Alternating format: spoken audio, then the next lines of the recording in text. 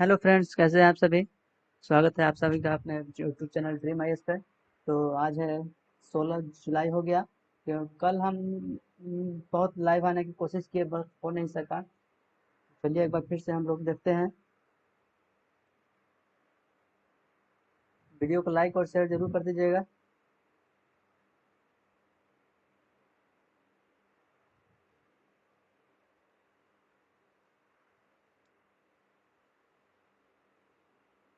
एक बार हम कलर को चेंज कर लेते हैं, उसके बाद हम लोग स्टार्ट करेंगे। तब तक अब हो सके तो शेयर कर दीजिए अपने व्हाट्सएप पर, ग्रुप जहाँ टेलीग्राम में। चलिए देखते हैं पहला क्वेश्चन। 19 सितंबर को मार्गरेट एटवुड को डेटन साहित्य शांति पुरस्कार 2020 से किसे सम्मानित किया गया। तो सबसे पहले तो ये क्वेश्चन एक बनता है कि डेटन साहित्य शांति पुरस्कार किसे दिया गया था। तो किसे दिया गया था? मार्गरेट एटवुड को दिया गया। डेटन साहित्य शांति पुरस्कार 2020 का किसको दिया गया? मार्गरेट एटवुड को दिया गया था। और ये किस पुस्तक के लिए दिया गया? ऑप्शन द हैंडमेड्स टेल्स के लिए। द हैंडमेड्स टेल्स के लिए ये पुस्तक दिया गया था। इसके अलावा 2019 में मार्गरेट एटवुड को 2019 में मान बुकर प्राइज से भी सम्मानित किया गया है। मान बुकर प्राइज से भी इनको सम्मानित किया गया है। किस पुस्तक के लिए? द टेस्टा के लिए, टेस्टामेंट्स के लिए। तो ये दोनों चीजें आपको याद रखना है। 5 स्टार कोविड-19 रेटिंग पाने वाला दुनिया का पहला एयरपोर्ट फिमिशिनो इंटरनेशनल एयरपोर्ट कहाँ है, किस देश में है? तो फिमिशिनो इंटरनेशनल एयरपोर्ट किस देश में है? इटली में है। फिमिशिनो इंटरनेशनल एयरपोर्ट किस देश में है? इटली में है, जो कोविड-19 के दौरान 5 स्टार रेटिंग पाने वाला ये पहला एयरपोर्ट बन गया है। ये किसके द्वारा ये दिया गया था? स्ट्राइक ट्रैक्स के द्वारा ये रेटिंग दिया गया है।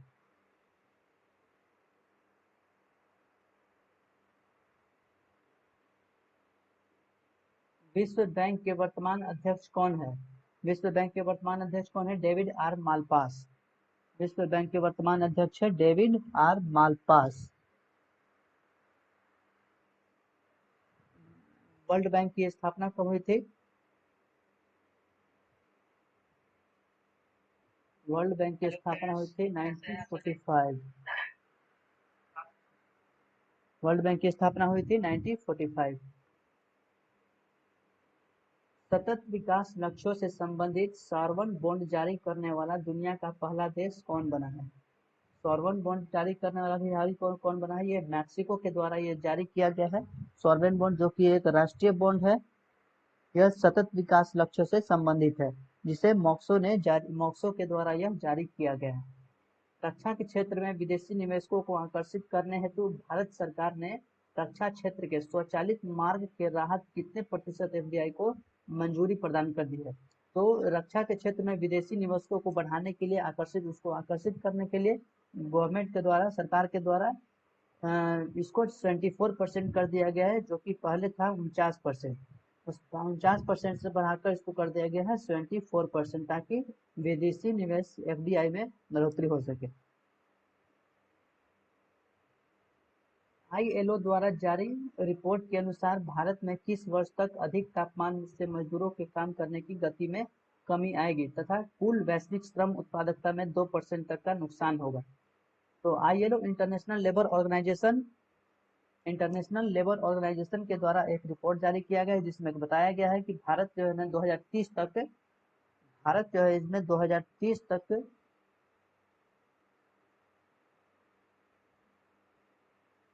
2030 तक कुल वैश्विक श्रम उत्पादक में 2% तक कमी आएगा।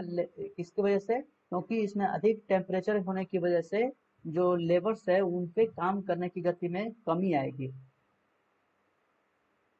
तो इंटरनेशनल लेबर ऑर्गेनाइजेशन के द्वारा ये रिपोर्ट जारी किया गया है। तो ये दोनों बातें आपको याद रखना है कि किसके द्वारा जारी किया गया है। तो इंटरनेशनल लेबर ऑर्गेनाइजेशन के द्वारा। ये किस लिए जारी, कब तक ऐसा किया गया है? 2030 तक इसका लक्ष्य रखा गया है। संयुक्त राष्ट्र के अनुसार किस देश ने 2015 की एक अंतर्राष्ट्रीय संधि में तय की गई सीमा का उल्लंघन कर बड़े पैमाने पर यूरेनियम संवर्धन किया है, यूरेनियम का संवर्धन किया है।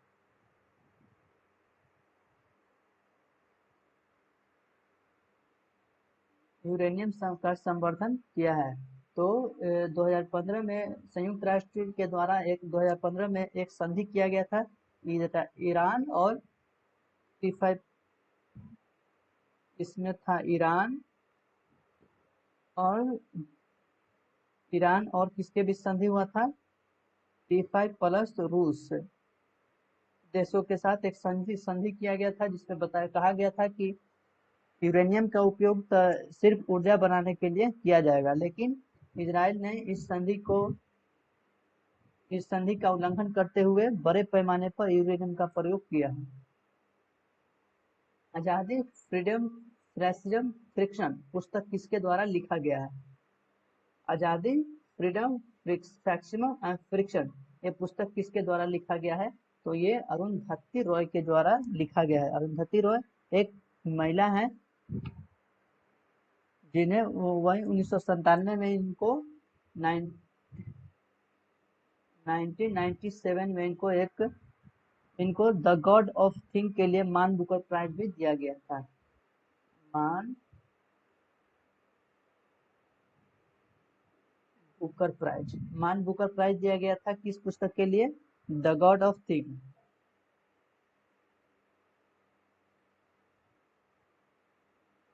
ये दोनों बात आपको याद रखना है। अरुंधति राय को 1997 में माइंड बुकर प्राइज दिया गया था द गॉड ऑफ थिंग पुस्तक के लिए। इसके अलावा इन 5 भारतीय को बुकर प्राइज अब तक दिया गया है। अब तक 5 भारतीयों को मान बुकर प्राइज से सम्मानित किया गया है। संयुक्त राष्ट्र द्वारा सतत विकास लक्ष्यों के लिए 2020 क्लास ऑफ 17 यंग लीडर्स की सूची जारी की गई। इसमें किस भारतीय को शामिल किया गया है? क्लास ऑफ 17 यंग लीडर्स की सूची एक जारी की गई है, जिसमें किस भारतीय को शामिल किया गया है? उदित सिंघल को इसमें शामिल किया गया है, जिसमें इनको शीशे से मिट्टी में परिवर्तित करने के लिए किया गया है, ताकि शीशे से उत्पन्न जो कचरा होता है वो समाप्त किया जा सके। तो ये उदित सिंघल को शामिल किया गया है कि क्लास ऑफ 17 यंग लीडर्स की सूची में। यह संयुक्त राष्ट्र के द्वारा जारी किया गया है। यह किससे संबंधित है? सतत विकास लक्ष्यों से संबंधित है। किस राज्य सरकार ने राता पानी वन्य जीव अभ्यारण्य है राता पानी वन्य जीव अभ्यारण्य। ये आपको याद रखना है कि राता पानी वन्य जीव अभ्यारण्य कहाँ है। तो सबसे पहले तो आपको यही प्रश्न बनता है कि राता पानी वन्य जीव अभ्यारण्य कहाँ है? तो ये मध्य प्रदेश में है। मध्य प्रदेश में ये अभ्यारण्य है, जो बाघों के लिए ये आरक्षित घोषित किया गया है। बाघों के लिए ये आरक्षित घोषित किया गया है। वर्तमान में मध्य प्रदेश की बात करें तो इसमें मध्य प्रदेश में 526 बाघ है, 526 बाघ है। वहीं कर्नाटक में देखें तो कर्नाटक में 524 बाघ है। तो राता पानी वन्य जीव अभ्यारण्य को किसके लिए संरक्षित किया गया है? बाघों के लिए। यह कहाँ अभ्यारण्य, यह वन्य जीव अभ्यारण्य कहाँ है? तो मध्य प्रदेश में। आपको ये दोनों बातें याद रखनी है। हाल ही में किस देश में नो मास्क नो सर्विस एक पॉलिसी लाई गई है? किसको? ये कोविड-19 को देखते हुए ये पॉलिसी लाई गई है। किस देश में? बांग्लादेश के द्वारा ये लाया गया है। बांग्लादेश के द्वारा एक पॉलिसी लाया गया है, जिसमें बताया गया है कि no mask no service policy. यानी कि कहने का तात्पर्य ये हुआ कि यदि आपके पास मास्क नहीं है तो आपको गवर्नमेंट जॉब नहीं मिलेगा। इतनी सी बात आपको याद रखनी है। भारत के किस पूर्व राष्ट्रपति को भारत रत्न 2019 से सम्मानित किया गया है? भारत के किस पूर्व राष्ट्रपति को भारत रत्न 2019 से सम्मानित किया गया है? तो सबसे पहले हम भारत रत्न की बात करेंगे। तो भारत रत्न की शुरुआत कब हुई थी? 1954 में। 1954 में शुरू हुआ था और अब तक कुल 48 लोगों को ये भारत रत्न दिया जा चुका है।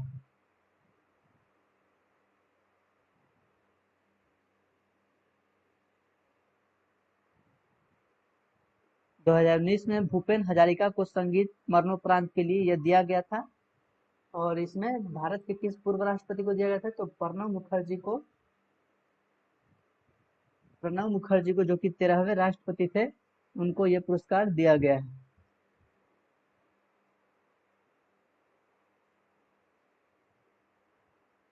भारत के 13वें राष्ट्रपति जो थे ये प्रणब मुखर्जी, इनको दिया गया था। 2019 में कुल 3 लोगों को भारत रत्न दिया गया था। इसमें 3 भारतीय शामिल थे, जिसमें आपको एक हो गए नानाजी देशमुख, भूपेन हजारिका और एक प्रणब मुखर्जी को, ये तीन लोगों को 2019 में दिया गया था। भारत रत्न 2019 में किस संगीतकार को मरणोपरांत दिया गया था? देखिए अभी हम ये थोड़ी देर पहले हम चर्चा किए इसके बारे में कि ये 2019 में किसको दिया गया था, भूपेन हजारिका को दिया गया था। इनके साथ साथ और कौन थे, अभी हमने बात किया, आपको ये याद होगा, ये चीज आपको याद रखना है। मणिपुर की 9 वर्षीय बच्ची का नाम क्या है जिसने मुख्यमंत्री ग्रीन मणिपुर मिशन का ब्रांड एम्बेसडर बनाया गया था? मुख्यमंत्री ग्रीन मणिपुर मिशन का ब्रांड एम्बेसडर किसी को बनाया गया है? तो एलंगबाम वेलेंटिना देवी। एलंगबाम वेलेंटिना देवी एक 9 वर्ष की एक छोटी सी बच्ची है जिसको मणिपुर मिशन का ब्रांड एम्बेसडर बनाया गया है। तो आपको ये आप सोच रहे होंगे कि ये ऐसा क्यों किया गया, किस लिए बनाया गया है? तो दरअसल जब मणिपुर में रोड का सर्वेक्षण चल रहा था, रोड का निर्माण हो रहा था, तो उस वक्त पेड़ जो है काटे जा रहे थे। उसी पेड़ को देखते हुए ये बच्ची जो है बहुत रोने लगी, और पेड़ को पकड़कर, और बहुत रोने लगी, जिसकी वजह से इसे एलंगबम वेलेंटिना देवी को मणिपुर मिशन का ब्रांड एम्बेसडर बनाया गया है। क्वेश्चन नंबर 15 है, गोगी बिल को किस राज्य का पहला सामुदायिक रिजर्व घोषित किया गया है? गोगी बिल क्या है, आपको ये पता करना होगा कि गोगी बिल क्या है। गोगी बिल यह पहला सामुदायिक रिजर्व घोषित किया गया है कहाँ? बिहार में, बिहार के खगड़िया जिला में, सॉरी बिहार के कटिहार में गोगी बिल पक्षी बिहार है। यह पक्षी से संबंधित पक्षी बिहार है जो रिजर्व घोषित किया गया है पक्षियों के लिए।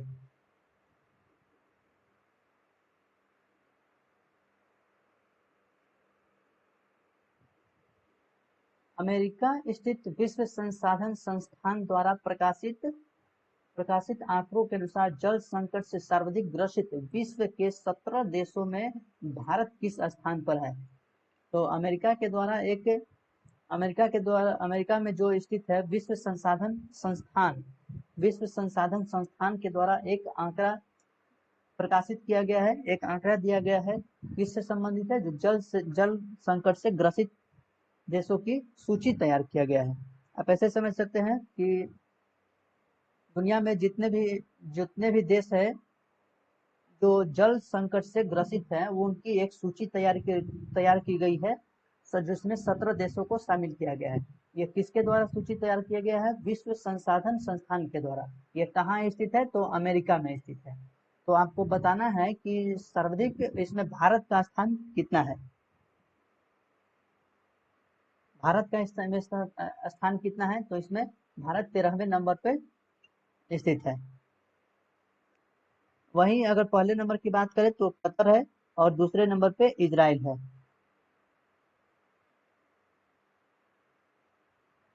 तो आपको इतनी सी बात याद रखनी है, जल संकट से ग्रसित देशों में भारत 17 देशों में भारत 13वें स्थान पे है। पहले नंबर पे कतर है, दूसरे नंबर पे इजराइल है। किस राज्य ने सरकारी वाहनों के लिए महिला ड्राइवरों की भर्ती की अनुमति प्रदान की है? तो बताना है कि कौन सा राज्य है जो महिला ड्राइवरों की भर्ती के लिए अनुमति दे दिया है, और वो भी किस सरकारी वाहन में, गवर्नमेंट गाड़ी में ड्राइवर को भर्ती किया जाएगा। तो ये केरल राज्य के द्वारा किया गया है। केरल सरकार ने महिलाओं को भर्ती ड्राइवर के लिए भर्ती करने के लिए बोला है, वो भी सरकारी वाहन में। भारत के पहले केंद्रीय केमिकल इंजीनियरिंग एवं टेक्नोलॉजी संस्थान की स्थापना किस राज्य में की जाएगी? भारत के पहले केंद्रीय केमिकल इंजीनियरिंग एवं टेक्नोलॉजी संस्थान की स्थापना किस राज्य में की जाएगी?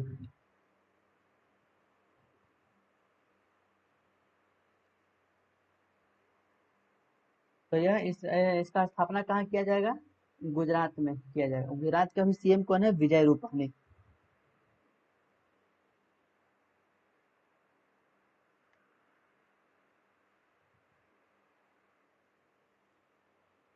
भारतीय तीरंदाजी कोमालिका बारी।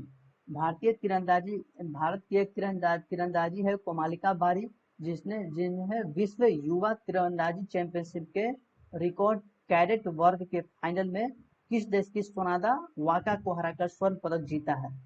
बस आपको इस तरह से याद रखना है कि कोमालिका बारी जो कि भारत की है, वो एक किस खेल से संबंधित है? तो तीरंदाजी से संबंधित है। देखिए, आपको इस प्रश्न में हम बहुत सारे एक प्रश्न में बहुत सारे हम आपको क्वेश्चन निकालते हैं। देखिए, ऐसे समझिएगा। सबसे पहले तो आपको एक क्वेश्चन पूछा जाएगा कि कोमालिका बारी किस देश की है, किस देश की खिलाड़ी है? तो ये भारतीय है। और किस खेल से संबंधित है? तो तीरंदाजी से संबंधित है। इन्होंने युवा तीरंदाजी चैंपियनशिप में के रिकॉर्ड कैडेट में किसको हराया है? तो सोनादा वाका को हराया है। और सोनादा वाका किस देश की है? तो ये आपकी सोनादा वाका जापान की है। तो आपको देखिए कितने इसमें सारे प्रश्न निकल कर आए। कोमालिका बारी जो कि एक भारतीय तीरंदाजी खिलाड़ी है, जिसने सोनादा वाका को हराया है कि चैंपियनशिप के युवा तीरंदाजी में। और यह सोनादा वाका जापान की है।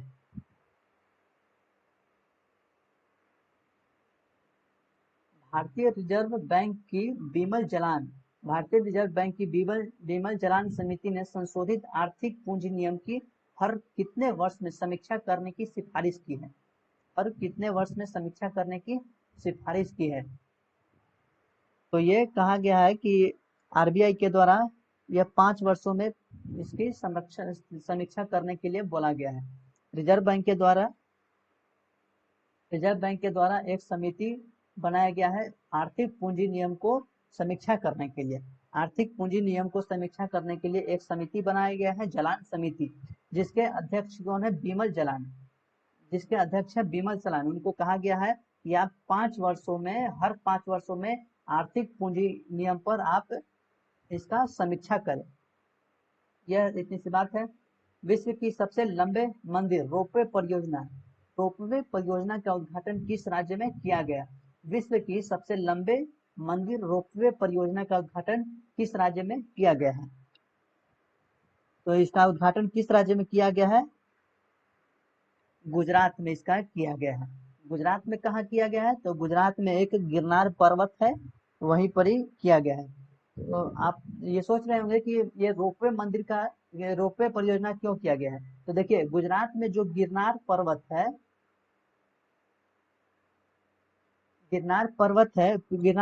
के ऊपर अंबाजी मंदिर है। एक मंदिर है इसके ऊपर, अंबाजी मंदिर है। तो वो इसी के लिए यह रोपवे परियोजना का किया गया है, ताकि जो कि विश्व की सबसे लंबे रोपवे मंदिर परियोजना है ये, ताकि गिरना यहाँ से आवाजाही में आसानी हो। बस इतनी सी बात है, और क्या? पीएम मोदी ने कार्डियोलॉजी के लिए भारत के सबसे बड़े अस्पताल बाल रोग अस्पताल का उद्घाटन किया है। यह किस शहर में है? बाल रोग अस्पताल का उद्घाटन किसके द्वारा किया गया है? पीएम मोदी के द्वारा। किस लिए? कार्डियोलॉजी के लिए।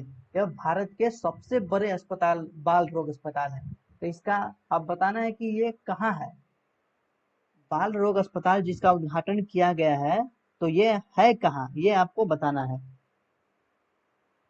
तो ये गुजरात के अहमदाबाद में यह स्थित है। यह भारत के सबसे बड़े अस्पताल, बाल रोग अस्पताल। देखिए, आपको जरा सा मिस्टेक में प्रश्न गलती हो सकता है। भारत के सबसे बड़े अस्पताल है, लेकिन किस क्षेत्र में, बाल रोग से संबंधित है। ये कार्डियोलॉजी से संबंधित है, बाल रोग अस्पताल है। तो ये आपको याद रखना है। निगम फोर्ब्स द्वारा प्रकाशित वर्ल्ड बेस्ट एम्प्लॉयर 2020 के तहत भारतीय सार्वजनिक उपक्रमों की सूची में शीर्ष पर कौन संस्थान है, शीर्ष पर कौन सा संस्थान है। तो यह एनटीपीसी के द्वारा सबसे वर्ल्ड का बेस्ट एम्प्लॉयर दिया गया है 2020 में। यह किसके द्वारा जारी किया गया है, निगम फोर्ब्स के द्वारा प्रकाशित किया गया है। NTPC national thermal power corporation limited के द्वारा वर्ल्ड का बेस्ट एम्प्लॉयर 2020 में दिया गया है। एनटीपीसी की स्थापना कब हुई थी, 1975 में। 1975 में कहाँ पे हुई थी, 1975 में। अब आपको बस इतना याद रखना है।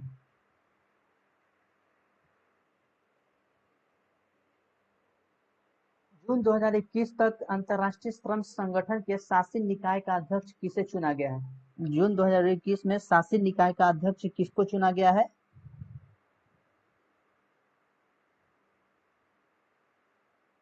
यह इसमें भारत को अध्यक्ष के रूप में चुना गया है अंतर्राष्ट्रीय श्रम संगठन, यानी कि ILO, इंटरनेशनल लेबर ऑर्गेनाइजेशन। इसके पहले भी हम चर्चा कर चुके हैं, इंटरनेशनल लेबर ऑर्गेनाइजेशन जो इसका स्थापना हुई था 1919 में। ILO इंटरनेशनल लेबर ऑर्गेनाइजेशन 1919 में इसकी स्थापना हुई थी। कहाँ पे, जनेवा में। जनेवा। तो भारत को इसमें जो है, इसको शासी निकाय का अध्यक्ष चुना गया है आफ्टर 35 साल बाद। 35 साल बाद यह भारत को चुना गया है। शहरी शिक्षा नीति प्रणाली में सुधार के लिए नीति आयोग द्वारा गठित सलाहकार पैनल के प्रमुख कौन है।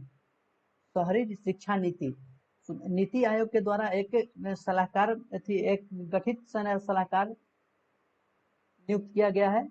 किस लिए, ताकि शहरी शिक्षा की नीति में शहरी शिक्षा की नीति में बदलाव के लिए, उसकी नीति में बदलाव लाने के लिए, किस तरह से अभी जिस तरह से शहर में शिक्षा का प्रचलन चल रहा है, जिस तरह से शिक्षा व्यवस्था है, उस शिक्षा व्यवस्था में सुधार लाने के लिए एक सलाहकार गठन किया गया है। उस सलाहकार गठन का प्रमुख कौन है, तो ये राजीव कुमार को इस सलाहकार का प्रमुख बनाया गया है। यह किसके द्वारा गठित किया गया है, नीति आयोग के द्वारा यह गठित किया गया है, एक पैनल गठित किया गया है।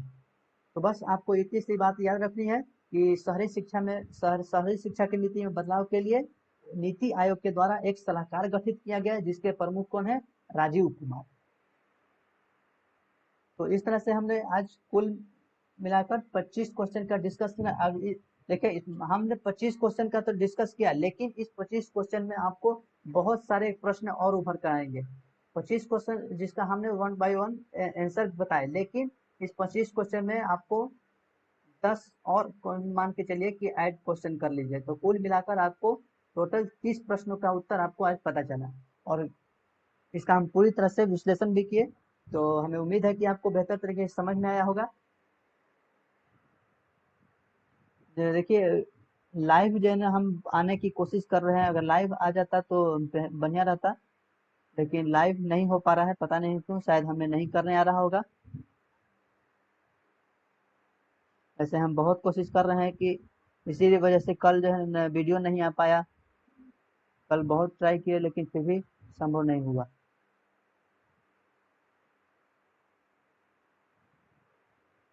तो अगर किसी के पास एडवाइस हो तो आप ऐसी एडवाइस दे सकते हैं कि किस तरह से लाइव आया जा सके।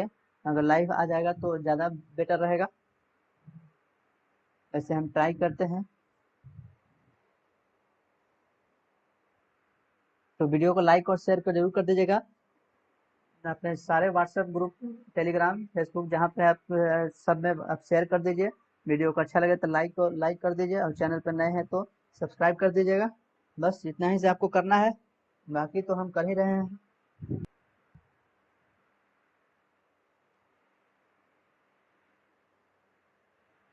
इसके साथ ही बड़ों का आदर करिए, इसके साथ ही बड़ों का आदर करिए, छोटे से प्यार करिए और अपना व्यक्तित्व इस तरह से बनाएं ताकि महिलाएं आपके साथ सुरक्षित महसूस करें।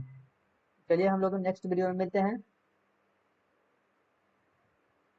धन्यवाद।